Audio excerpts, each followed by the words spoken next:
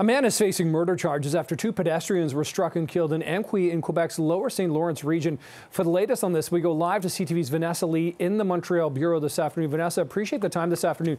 So 2 dead, 9 injured. Do we know anything yet about the driver here? Nick, police say that the suspect is 38-year-old Steve Gagnon. They say that he is not known to authorities. So what happened is he did turn himself into police after he struck a group of pedestrians late yesterday afternoon. They say that they don't know what his motive is at this point. They say that, though, the act was deliberate, and that is why he is expected to be charged with first-degree murder this afternoon, Nick. I mean, it's chilling to think that somebody may have deliberately driven up on a sidewalk to sort of mow people down. It reminds a lot of people in Toronto, of course, about the Yonge Street van attack several years ago. And of course, there's been a recent incident in Quebec as well. What has the reaction been, Vanessa? Well, this is a really small community. It's just 6,000 people who live there. And so they are just reeling. They're just trying to sort out how something like this could have happened. This is a spot where people often walk. It's a really popular spot to take a walk. It is a road that cuts right through the town. And so from what we're hearing, it's just people are just in shock and they are so saddened by what's happened.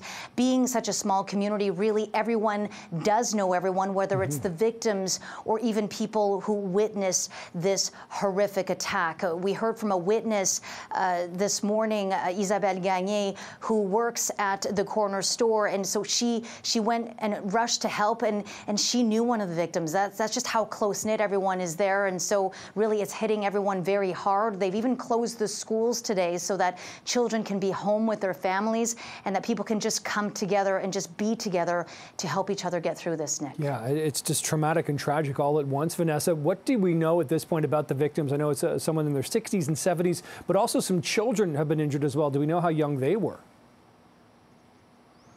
Well, that's right. So a total of 11 people were affected. 2 people died. They're Gérald Charret, he was 65, and 73-year-old Jean Lafrenière. So among the victims, the injured, I should say, 2 were children, very young children. One was just under the age of 1. The other is 3 years old. Their condition is said to be stable, and they're in hospital right now.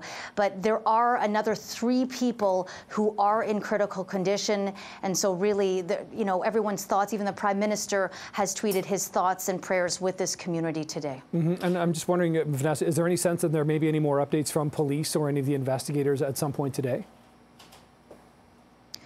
Well, they are still going through the scene right now. They're examining all elements that could have led to this horrific tragedy, and so it's hard to know.